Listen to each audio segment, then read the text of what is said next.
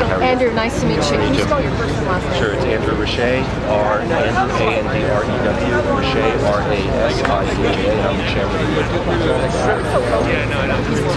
Why are you targeting these particular sectors? So New York City is currently experiencing a renaissance in technology for entrepreneurs and investors, and everyday New Yorkers are participating in the 21st century. We're afraid that these bills, as written, will dampen the environment for investment and for entrepreneurship, because they will cause entrepreneurs and investors to think twice about the legal entanglements that can occur if these two bills pass. Secondly, we're concerned about the fact that these bills basically change the architecture of the open web, which allows for free speech and for connectivity to occur, and allows citizens all around the world to challenge their governments and their political leaders and to demand accountability. Is there a sense of why now, after more than a couple of decades now of free, open access, free flowing information on the web? Sure. The copyright holders realize that the genie has gotten out of the bottle, and they're using their political influence and the money that they've used to line politicians for decades to now try to get the engineering redone to meet their goals and their needs. We all agree that piracy should stop, but we believe that the solution is a technical one, not a legal one. And the reason why we're here today is because our two New York senators are sponsoring this legislation, not realizing the collateral effects that it will have on the New York City economy. Can you give me an example of a technical solution to piracy? A technical solution to piracy, which is working together with the copyright industry to identify rogue foreign sites that indiscriminately allow pirated material, and figuring out ways to sequester or to marginalize them and to limit their use where possible. The piracy will not stop, but the issue is that if everyone is working together to try to limit the access to these pirated sites, then we all have a better economy and we'll still maintain the ability of free speech and open innovation in New York and around the world. Finally, any vindication over the fact that the White House has even signaled but not formally said, that they don't seem to support these two bills that are winding their way through Congress? We're very happy that President Obama is paying attention to these bills, and that's even all the more reason why we're here to add our voices to show these two senators, our two New York senators, that this issue is a very serious one, and they shouldn't tamper with the internet. They should redesign the bills in order to save the internet and not limit free speech and the New York economy. And New York Tech Meetup, who comprises this? So the New York Tech Meetup is a 20,000-person organization that represents the technology industry, young people who are moving to New York, participating in the 21st century economy, and literally writing the architecture for the future of New York. So can you give me like a list of the types of jobs that everywhere in New York there are people who are using the web to not only do their work, to distribute their work, to earn a living. And many of those people are working at startups like Foursquare, like Tumblr, like Google, like Facebook, like Twitter, who have all opened offices here, and are building a 21st century economy for New York and for themselves.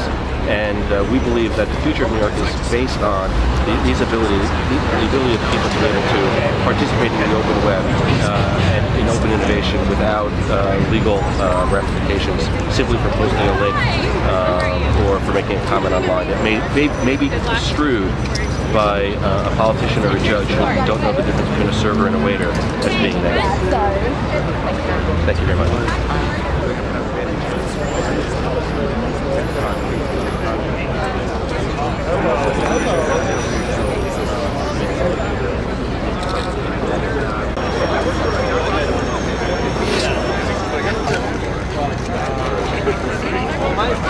Piper has got to go, hey, hey, ho, ho. Somebody has got to go, hey, hey, ho, ho. Somebody has got to go, hey, hey, ho, ho. Hello, New York Tech Meetup. My name is Andrew Rashay, and I'm the chairman of the New York Tech Meetup, and I thank you so much for coming out and supporting us today.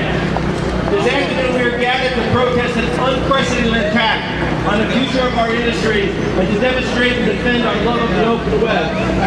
I used to joke that politicians don't know the difference between a server and a waiter, but in regards to PIPA and SOPA, their ignorance is no joke.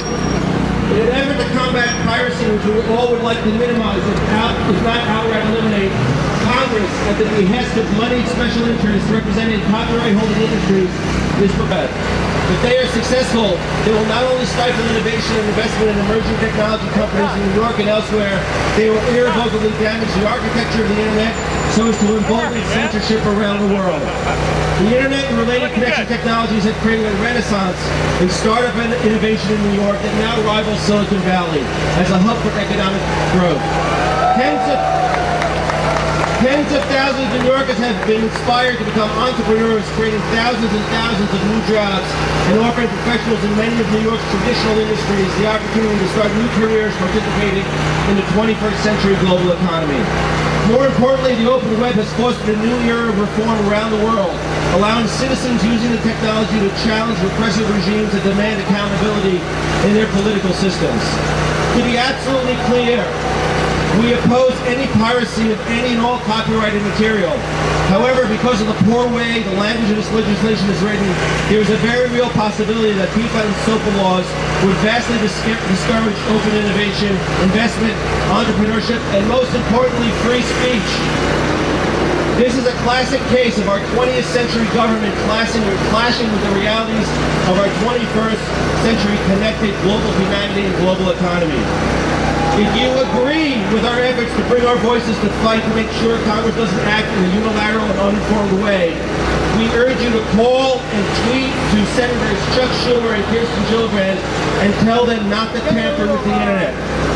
And thanks to Mobile Commons, just text PIPA to 877-877 and we'll connect you to them directly. Instead of sponsoring PIPA, Senators Schumer and Gillibrand should be defending the future of New York, free speech, and the open web.